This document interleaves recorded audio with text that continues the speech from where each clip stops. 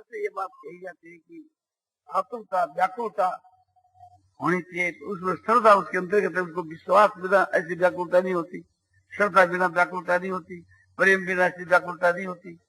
तो उससे व्याकुलता के आतुरता के अंतर्गत ये सब बातें हैं।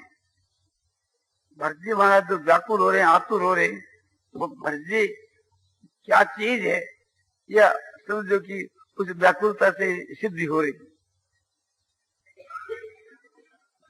प्रेमी जो है प्रेमास्पद के वियोग में जी नहीं सकता, यही प्रेम की पराकाष्ठा है। प्रेमी जो है बिना प्रेमास्पद के फिर समझो कि जी नहीं सकता, व्याकुल हो जाता है। जब प्रेम की पराकाष्ठा को पहुंच जाता है तो भगवान क्षण मात्र में रुकते नहीं।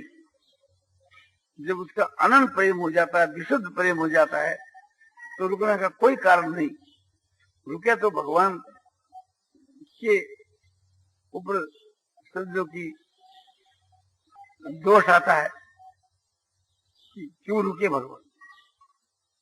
तो प्रेम की पराकाष्ठा है, या कि प्रेमी के बिना जीवे नहीं, प्रेमी के वियोग को बर्दाश्त नहीं कर सके। प्रेमी के वियोग को बर्दाश्त न करने का ये हेतु नहीं कि कोई विष खा करके मर जा, आत्महत्या करके मर जा, नहीं। प्रेमी के बिना वो तड़प करके के मर जावे। जैसे मच्छी जो है जल के बिना व्याकुल होकर के मर जाती है, वो मरना चाहती नहीं, किंतु जल के बिना वो जी नहीं सकती। इसी प्रकार से अपने प्रेमी के बिना जो जी नहीं सके और व्याकुल होकर के उसके प्राण चले जावें, तो ये उसकी कसौटी है। श्रद्धालु की ये कसौटी है कि श्रद्धालु जो होता है वो वियोग को तो बर्दाश्त कर लेता है, किंतु उसकी जो आज्ञा है, उसका जो संकेत है, उसकी अवहेलना वो नहीं कर सकता। अवहेलना की बात तो दूर रही, उसका वो त्याग भी नहीं कर सकता। चाहे अपने मन के कितना ही विरुद्ध क्यों नहीं हो, वो हंसता हुआ उसका पालन करता है। उसको मरने की भी आज्ञा दे देवे तो वो हंसता हंसता मरता है। मरना तो सबके मन के प्रतिकूल पड़ता है, किंतु वो हंसता हंसता मरता है। मयूरध्वज राजा का लड़का, जिसको राजा मयूरध्वज पूछते हैं कि इस प्रकार से दो साधु आए हैं और वे ऐसा कहते हैं कि हमारा जो सिंह है वो मनुष्य का मांस खाता है, और तुम्हारे पुत्र का जो मांस है उसको जो तुम दे सकते हो तो दे दो। तो मैं पूछने के लिए आया हूं कि मेरा अधिकार नहीं कि मैं दे दूं। तो अपने स्त्री से पूछता है, अपने पुत्र से पूछता है, तो लड़का कहता है कि इस विषय में आपको विलंब नहीं करना चाहिए, ये तो साक्षात भगवान हैं। हमारा जो शरीर है वो तो एक रूप से सफल हो जाएगा। तो राजा मयूरध्वज दौड़ करके कहता है कि ठीक है, मैं अपने पुत्र को देना स्वीकार करता हूं, मेरा पुत्र सिंह के लिए त्याग। बोला नहीं, हम ऐसा नहीं लेंगे, तुम और तुम्हारी रानी दोनों मिलकर उसको बीच में से चीर डाल, तब उसको हम स्वीकार करें, हमारा सिंह स्वीकार करें। बहुत अच्छी बात है। क्रोध लेकर के अपने पुत्र की मस्तक के ऊपर से क्रोध चीरी जाती है, और लड़का हंसता है। मस्तक पर तो क्रोध चलती है और लड़का हंसता रहता है। तो उसके दो टुक कर दिए गए, एक सिंह को डाल दिया गया, एक रख दिया गया। तो उसका चेहरा लड़के का हंसमुख हो रहा है। राजा और रानी ये समझो कि एक प्रकार से अपने पुत्र को हाथों से चीर करके दे रहे, किंतु आगे जाकर फिर भगवान कहते हैं कि अब रानी तो रसोई बनावे, राजा जल भरे। बोले बहुत ठीक है, बड़ी आनंद की बात है, इसके वहां तो हमारे प्रेम की बात है, ऐसा सौभाग्य हमारे को मिले। तो बड़े प्रेम से रानी रसोई बनाती है, राजा जल भरता है, बड़ी खुशी हो रही है, प्रसन्नता हो रही। फिर एक प्रकार से रानी की आंखों में आंसू आ गई। तो फिर भगवान ने कहा हम तो भोजन नहीं करेंगे। क्यों? कि तुम्हारी रानी तो रोती है। महाराज रोने का ये कारण नहीं है कि कोई पुत्र के आपने शोक हो उसका रोना नहीं, तो इसलिए रानी रोती है कि हमारे पुत्र की जो लाश है वो आठाना तो प्रभु के काम में आ गई, और आठाना पड़ी है उसने क्या अपराध किया, वो भी आपके किशन के काम में आनी चाहिए। क्या अपराध हुआ जो उसका शरीर सब काम में नहीं आया। तो अर्जुन जो है उसके चेले के रूप में अर्जुन ने कहा महाराज जब बहुत ज्यादा खर्चना नहीं चाहिए, तो दया करनी चाहिए। तो भोजन करने के वास्ते तैयार हो गए। बोले अच्छा भोजन करने की तैयारी करो, हम सब साथ में जीवेंगे, जो आप क्या क्या। बोले 4 पनवाड़ा 4 पुरुषा तो पूरा एक आधा, ठीक है जैसे कहा पुरुष दिया। बोले भोजन करो। बोले अपने लड़के को बुलाओ रतन कौर। महाराज वो तो लंबी नींद से होता है। बोले तू बुला उसको। तो आधा शरीर उसका पड़ा है, उसको बुलाया तो आधा जो शरीर है वो पूर्ण होकर के आवाज दी कि जी आ रहा हूं, आकर हाजिर हो गया। सबने भोजन किया। अब भगवान प्रकट हो गए, पहचान गए कि भगवान। बोला राजा मैं तुम्हारे पर खुश हो गया, तुम्हारी जो इच्छा सो तुम वरदान मांगो। बोले प्रभु वरदान मैं यही मांगता हूँ कि भविष्य में कलयुग आने वाला है, तो जैसी कड़ी परीक्षा मेरी है ऐसी किसी की नहीं लेनी चाहिए, नहीं तो कोई आपका नाम भी नहीं लेगा। उस परीक्षा में सभी फेल हो जाएंगे। तो राजा ने कैसी कड़ी परीक्षा दी। उस कड़ी परीक्षा को छोड़कर हम तो इतना ही अंश लेते हैं कि जो लड़का हंसता हंसता प्राण दे रहा है, उस लड़के के मृत्यु सबके विरुद्ध है, मरना कोई मामूली बात नहीं, किंतु लड़का हंसता हंसता मरता है। तो भगवान में उनकी श्रद्धा है, इस बात से उनके वचनों की वो अवहेलना कैसे कर सकता है। राजा ने अवहेलना नहीं की, कहा राजा ने कि मैं आपके वचनों का पालन करूंगा, मेरा अकेला का अधिकार नहीं है, मेरी रानी से मेरे लड़के से पूछ करके। और जब लड़के की प्रसन्नता देखी तो रानी ने भी हाँ कर दी। तो राजा और रानी से भी लड़के का जो मत है वो सराहनीय है। मरना तो लड़के को है, हंसता हुआ मर रहा है,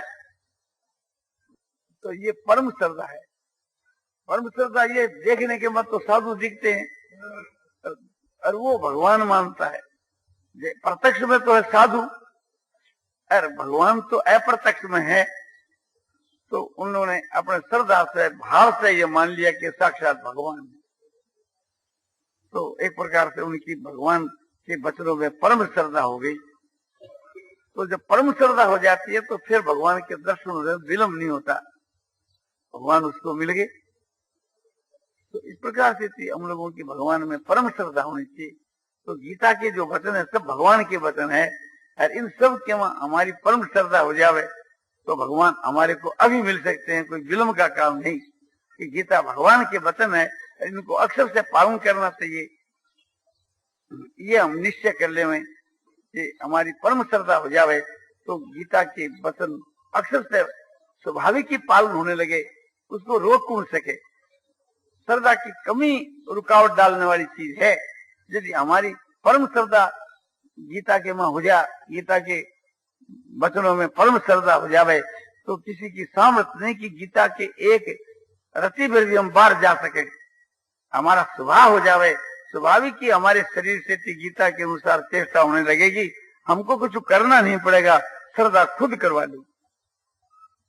नारायण नारायण नारायण श्रीमन् नारायण नारायण नारायण। सियावर रामचंद्र की जय। मोर मुक्त वंशी प्यार हुआ कि ये मन जो है सो बस में कैसे हुए, एकाग्र कैसे हो। यदि मन बस में हो जाए तो फिर एकाग्र करना सहज ही है। और एकाग्र होकर के भी बस में होना कठिन है। तो एकाग्र को मतलब यह है कि जैसे भगवान को ध्यान लगाए तो भगवान के ध्यान में ही लग गए हो, फिर भगवान के ध्यान को छोड़कर इधर उधर नहीं जावे, वो जो एकाग्र। कोई भी आपने समझो कि चीज में मन न लगा दियो तो वहीं लग गए। तो संसार के काम के बाद तो ये मन खूब लगी जाता है, किंतु इसको परमार्थ के काम में, भगवान के काम में लगाने की बात चल रही है। तो मन को भगवान के ध्यान के वहां एकाग्र करना चाहिए मन को।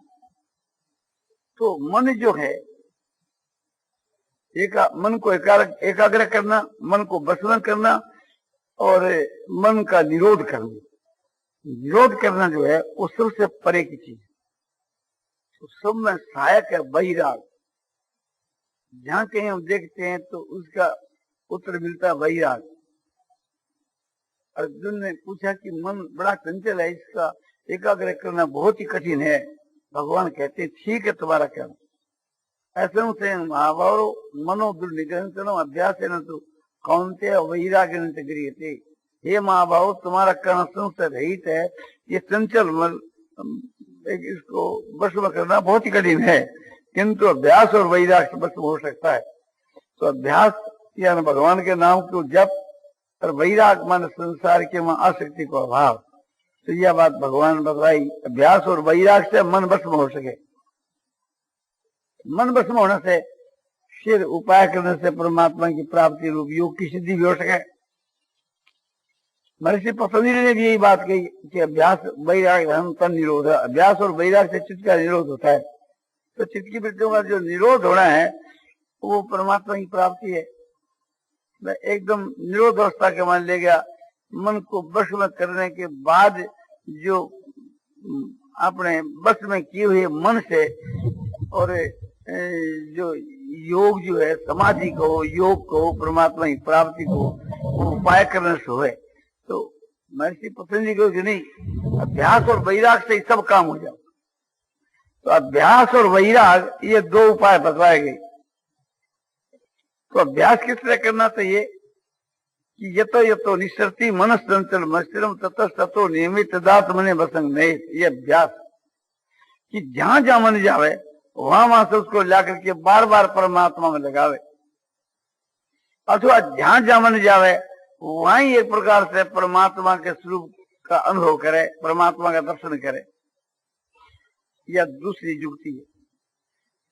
तो इस विषय के बीच के वहां तीसरी बात यह है कि मन की चौकसी करे कि मन इस समय में कहाँ है, क्या काम कर रहा है। आत्मा जो है तो दृष्टा साक्षी होकर के और मन की रुख खाली रखे कि मन कहाँ है, क्या काम कर रहा है। बस यही काम आत्मा के जिम्मेवारी के मारे कि मन की तुम रुख खाली करो कि मन क्या काम कर रहा है।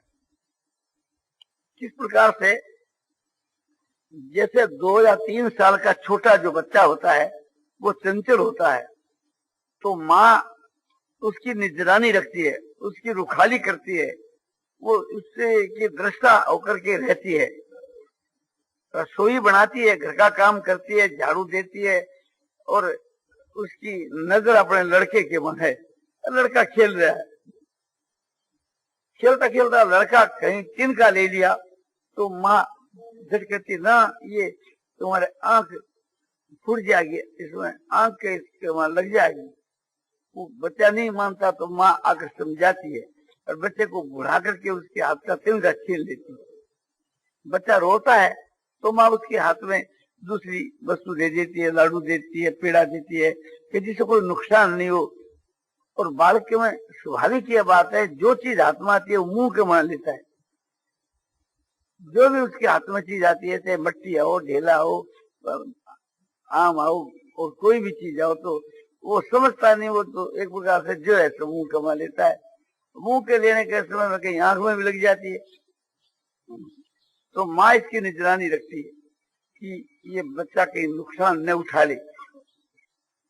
बच्चा जो है सो सायंकाल का वक्त है, लालटेन जलाई, झट बच्चा लालटेन की तरफ जाता है, रोशनी की तरफ। माँ कहती है ना जाई ना, हाथ जल जाएगा। अब बच्चा इस अर्थ को समझता नहीं, वो तो फिर बढ़ता है। तो माँ एकदम उसके पास पहुंच जाती है, और वो जब लालटेन को पकड़ता है तो माँ क्या करती है कि उसकी एक उंगली को लेकर के लालटेन के आईने के पास दिखाती है कि देख ताता है ताता। एक बार छुआ देती है, जब वो लड़का रोए तो मैंने ज्ञान करा देती है कि ये लालटेन का जो कांच है तेरे को जला देगा। तो वो जब थोड़ा बहुत देखता है तो फिर वो आप बैठ जाता है, लालटेन के पास जाकर हाथ आगे नहीं बढ़ा। अब माँ हाथ उठा कर लेकर उसके लालटेन की तरफ घसीटती, और लड़कों को ये ज्ञान हो जाता है कि लालटेन गर्म है, हाथ जल जाएगा। फिर वो लड़का उस लालटेन को नहीं छूता। इसी प्रकार से ये मन जो है सो लड़के की जगह है, और माँ है आत्मा। तो आत्मा जो है उसको एक प्रकार से ये उचित है कि मन रूपी लड़का जो भी एक अपने नुकसान का काम कर रहा है तो एक दो बार उसका थोड़ा नुकसान पहुंचा कर दिखला दे कि देखते ये नुकसान, तो फिर उसके नजदीक नहीं जाएगा। ज्ञान करा देना चाहिए। और कोई भी जैसे लड़का कोई चीज ले लेता हाथ में, चक्कू लेता है, कैंची लेता है, और उससे अपने कहीं घाव कर देता है, तो माँ झट उसके पास पहुंच करके उसके हाथ से चक्कू छीन देती है, कैंची को छीनती है, समझाती कि ना बेटा उसका चोट लग जाएगी तुम्हारे। कितना को वो समझता नहीं, छोड़ता नहीं चक्कू। तो फिर आखिर वो नहीं छोड़ता है, बुलाने पर तो माँ उसके हाथ से जबरन खींचती, और लेकर के बदले में उसके दूसरी चीज देती। तो ये मन जो है ये समझो कि समझता नहीं है, तो संसार के पदार्थ को जो कि हानिकर है उसका चिंतन करता है, और चिंतन करने से उसको नुकसान पहुंचता ही है। तो आत्मा को उचित है कि जो हानिकर जो चीज है वो मन से छुटा करके और उसको दूसरी चीज ऐसी संभला देनी चाहिए जिससे लाभ भी और हानि नहीं हुई। तो जैसे उसके आत्मा लड्डू दे दिया, पेड़ा दे दिया, तो यहाँ लड्डू पेड़ा क्या हुआ कि भगवान के नाम का जप है, ध्यान है, पूजा है, पाठ है, ये कुछ न कुछ उसके हाथ में दे दिया, तो वो एक प्रकार से उसका स्वाद आ जाएगा। तो फिर एक वो फालतू चीज को फिर नहीं पकड़ेगा, तो उसको ज्ञान करा देना। तो ये एक युक्ति उदाहरण से ये बात समझ आ जाती है। एक दूसरा दृष्टांत दिया जाता है, एक कहानी। एक कोई लड़का था तो उस बड़ा चंचल था, तो जब उसको फुर्सत मिलता तो लड़कों में चला जाता खेलने के लिए। पिता ने सोचा क्या उपाय करे। पिता की इच्छा कि इसको विद्या पढ़ानी चाहिए, और ये विद्या नहीं पढ़ेगा तो भविष्य में इसके लिए बहुत ही हानि होगी। ऐसा सोचकर के पिता जो है एक गुरु के पास में ले गए। तो गुरु जी को कहा कि महाराज इसको आप रखो, इसकी तो बोले हम रखेंगे, पढ़ाना की विद्या, किंतु निगरानी हम नहीं करेंगे। क्यों? हमारे पास तो यही है, कोई अगर पढ़ा देते हैं चला जाओ चला जाओ। तो पिता बोला ठीक है मैं निगरानी करूंगा। तो उस लड़के की पिता निगरानी करते हैं, तो करते करते एक प्रकार से पिता जब घर पर चला जाता है, 5 मिनट भी कहीं चला जाता है तो लड़का भाग जाता है। गुरु जी से पूछते हैं लड़का कहाँ गया, बोला हमको पता नहीं। फिर लड़का को खोज करके जाते हैं कि लड़का तो खेल कूद में गया होगा, ला करके फिर गुरु जी के पास बढ़ा दिया। तो पिता जितने देर तक निगरानी करता है इतनी देर तक लड़का बैठा रहता है, और वो निगरानी छोड़ा लड़का भाग जाता है। आखिर में पिता ने ये काम किया कि इसकी हर वक्त निगरानी करनी। तो आखिर के बीच के वहां लड़का का वो खेल तमाशा कूद का जो अभ्यास था वो तो छूट गया, और फिर उस काम के वहां एकदम लग गया, लगकर उस काम के वहां विद्या के वहां सफल हो गया। तो ये कहानी है दृष्टांत, इसको ज्ञान में ये दृष्टांत को घटाना चाहिए कि चंचल लड़का कौन है कि मन, पिता कौन है कि आत्मा, गुरु कौन है कि परमात्मा। तो बार बार इस मन को ले जाकर के परमात्मा में लगा देना चाहिए। और गुरु जो है उसे शिक्षा कैसे है कि भगवान रामचंद्र जी हमारे हुए इष्ट देव। तो रामचंद्र जी की जो लीला है उसके काम में मन को लगा दिया कि तुम रामचंद्र जी की लीला देखता रहे और इसे तो शिक्षा दे, रामचंद्र जी का अनुकरण कर। तुम अपने गुरु के स्थान में रामचंद्र जी है तो गुरु से शिक्षा, गुरु की माफी की बनना, तो रामचंद्र जी की माफी की बनना है। तो इस वास्ते रामचंद्र जी का जीवन सामने रखे और उसके अनुसार अपना आचरण बनावे। किंतु उस लड़के को खेल कूद अच्छा लगता है। खेल कूद क्या, कि संसार की तरफ जोर लगाना, ये खेल कूद है। पिता जो है तो आत्मा है, तो आत्मा का ये कर्तव्य है कि उस मन की निगरानी हर वक्त रखे, हर वक्त उसकी निगरानी रखे कि लड़का खेल कूद में तो नहीं है ना। खेल कूद में हो तो झट जाकर के भगवान की लीला उसके सामने रखे।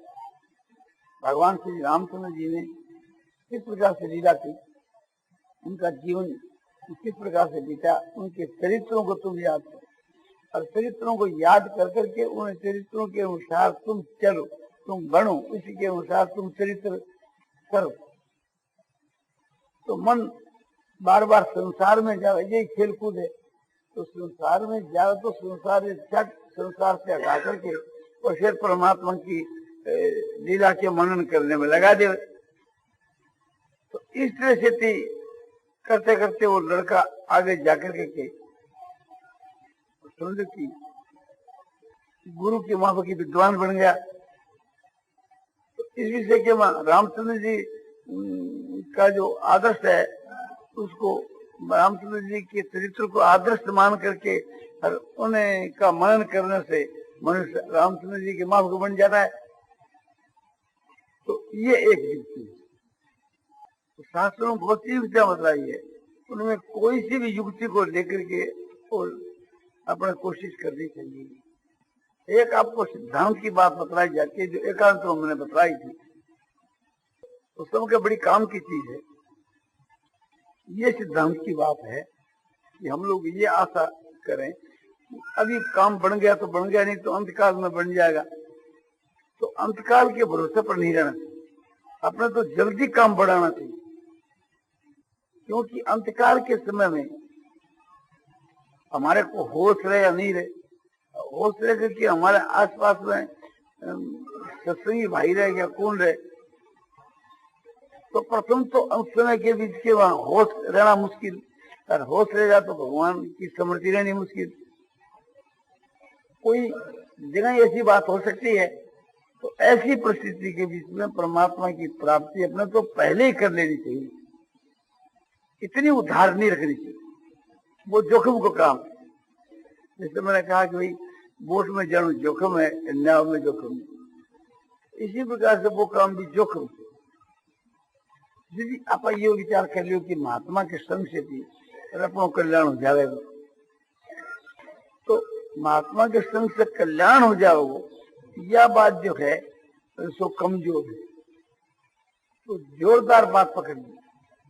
जोरदार क्या, कि महात्माओं के संग से अपना साधन ही तेज नहीं हो तो मुक्ति होनी तो दूर रही। तो पहली यह बात देखनी चाहिए कि अच्छा जो पुरुषार्थ को संग होने से वो अच्छा बन जाता है। और अच्छा पुरुष में यही है कि साधन तेज हो जाए। तो जिसके संग से अपना साधन तेज हुए वो महात्मा है, और उसके संग से अपना साधन तेज होना चाहिए। साधन की यदि ढिलाई है तो वो अपने सिद्धांत ठीक नहीं। वो असली सिद्धांत है कि जिस सिद्धांत को मानने से और प्रत्यक्ष में आप उत्तर साधन तेज हो रही हो, यह बात किसी भी मान्यता से हुए, बाह्य मान्यता उत्तम दर्जे का सिद्धांत है। कोई भी एक व्यक्ति है, उसने यदि साधक मान करके अपना साधन तेज हुआ तो मैंने साधक मानना अपने लिए फायदे की चीज है, वो महात्मा ही।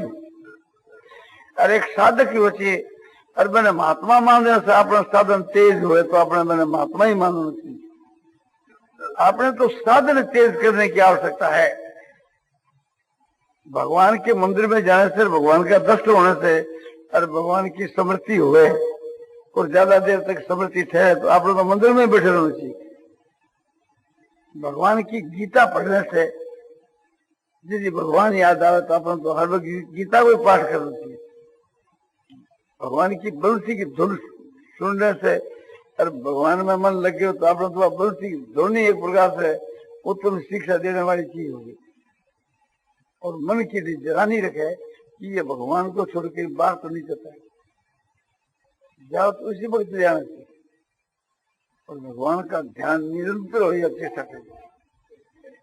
कोई भी चीज है, गंगा है या भगवान को नाम है, भगवान को स्वरूप है, भगवान की मूर्ति है या कोई महात्मा पुरुष है, कोई भी हो जिसके संग से और जिसमें मानता करने से, उत्तम बुद्धि करने से, उत्तम भाव करने से अपना साधन तेज शुरू हो गयो तो बस अपना काम बंद।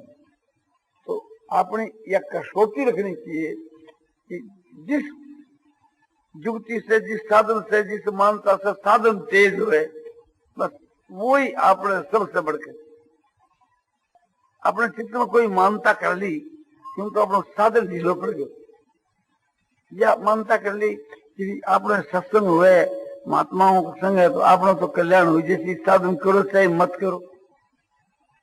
और यह मानता से साधन ढीलो पड़ गयो तो आप एक प्रकार से पतन कर से आरंभ, आप पतन कर से चल रहे हैं, पतन को रस्तो आरंभ होगा। तो यो सिद्धांत छोड़ करके जड़ सिद्धांत में बदलना चाहिए। यह कसौटी रखनी चाहिए कि वो ही सिद्धांत सबसे बढ़ करके है जो अपने प्रत्यक्ष के वहां साधन की उन्नति हो गई। जिस साधन गिरो वो सिद्धांत नहीं है, बड़े सिद्धांत को रूप देना ही। नारायण नारायण नारायण श्रीमन नारायण नारायण